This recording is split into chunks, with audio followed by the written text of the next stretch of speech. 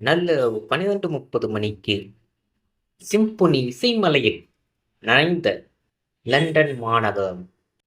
நள்ளிரவு 12:30 மணி. லண்டன் மாநகரத்தில் சிம்பொனியில் மெய்மறந்த ரசிகர்கள். 1000 திரைப்படங்கள்.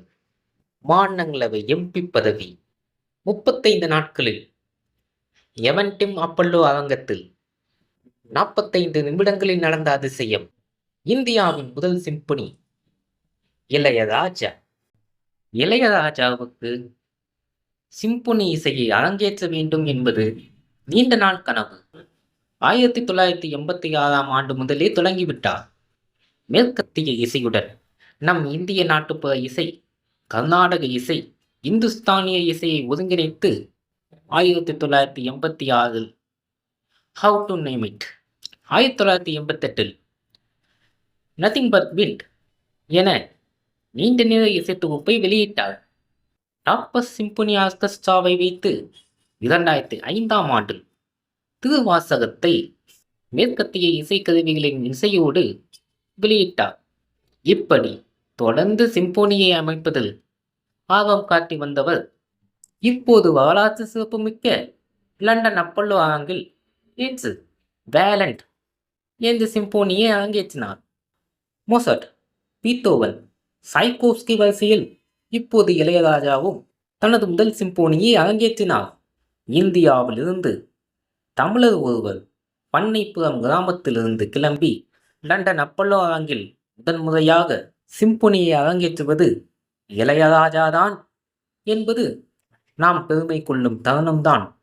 லண்டனில் சிம்பொனி இசையரங்கம் இந்திய நேரப்படி நள்ளிரவு 12:30 மணிக்கு இளையராஜாவின் சிம்பொனி இசைமலையில் நனைந்தது லண்டன் மாநகரம். வேலியன்ட் என்ற தலைப்பில் தனது முதல் சிம்பொனி நிகழ்ச்சியை லண்டனில் உள்ள ராயல் பிலார்மோனிக் என்ற இசைக்குழுவினுடன் இணைந்து அரங்கேற்றம் செய்தார். 35 நாட்களில் எழுதிய சிம்பொனியை எவன்டிம் அப்பல்லோ அரங்கத்தில் அரங்கேற்றம் செய்த முதல் இந்தியர் ஆவார். சிம்பொனி என்றால் என்ன? சிம்பொனி இசை மெல்ல மெல்ல காற்றில் கலந்து வியாபித்து அது நம்மை தன்வசப்படுத்தும் தன்மையுடையது. அது இசையமைப்பாளரின் கை அசைவுக்கு மெல்ல வியாபித்து ஓங்காரமாய் எழுந்து அடங்கும். நீண்ட நேரம் பல இசைக்கலைஞர்களால் இசைக்கப்படும் இசைக்கோர்வை அது. காற்று, தோல், நரம்பு வாத்தியங்களின் தொகுப்பாகும்.